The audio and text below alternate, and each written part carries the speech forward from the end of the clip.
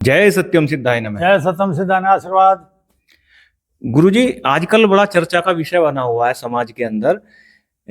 हर घर में, मैंने कई घरों में तो मैंने खुद सुन चुका हूं, इसमें ये कहते हैं कि भाई अगर कोई पुरुष पूजा करता है तो उसका फल आधा उसकी पत्नी को मिलता है, जबकि अगर कोई पत्नी पूजा पाठ कर रही है तो उसका फल उसके पति को नहीं मिलता है।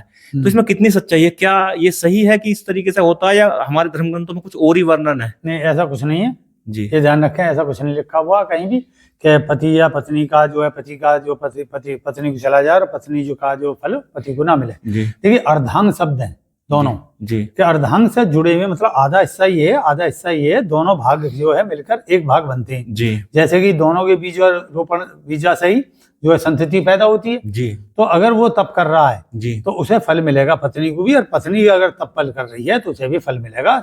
दोनों की सेवा का फल एक दूसरे को प्राप्त होता है, ये है। तो ऐसा नहीं है कि जो एक को मिला और एक को नहीं मिला।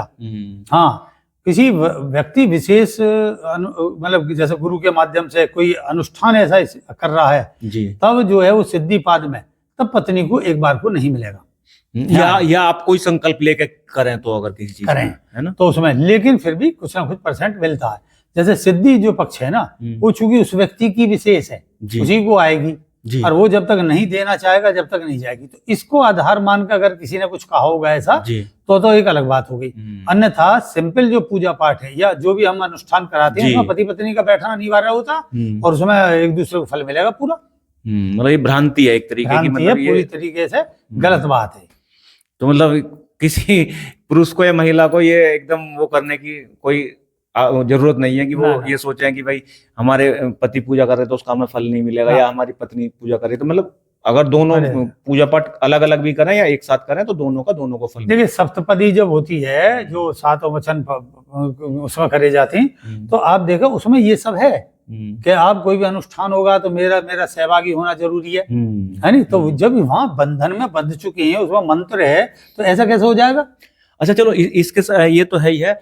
कहीं ना कहीं ये तो मुझे भी लगता है कि भाई जब पति पत्नी को हम अर्धांग मांगते हैं तो जब अंग ही है हमारा, तो ऐसा कैसा हो जाएगा कि हमारे एक अंग को उसकी ऊर्जा मिल रही है दूसरे को नहीं मिलेगी? तो मुझे वैसे भी प्रैक्टिकल लगता है। बिल्कुल। अच्छा, अब अगर हमारे बच्चे हैं उनके लिए क्या है? चलो पति पत्नी का तो ये होगा, अगर हमारे घर में बच्चे हैं या हमारे माता पिता हैं, उनको कितना लाभ मिलेगा, या मिलेगा क्या नहीं मिलेगा? मिलेगा, बिल्कुल मिलेगा, उन्हें भी लाभ मिलेगा। अगर उसने संकल्प ही बांधा हुआ है कि मुझे किसी को नहीं देना, तो एक अलग बात है, नहीं तो सबका फल एक दूसरे को प्राप्त होता है।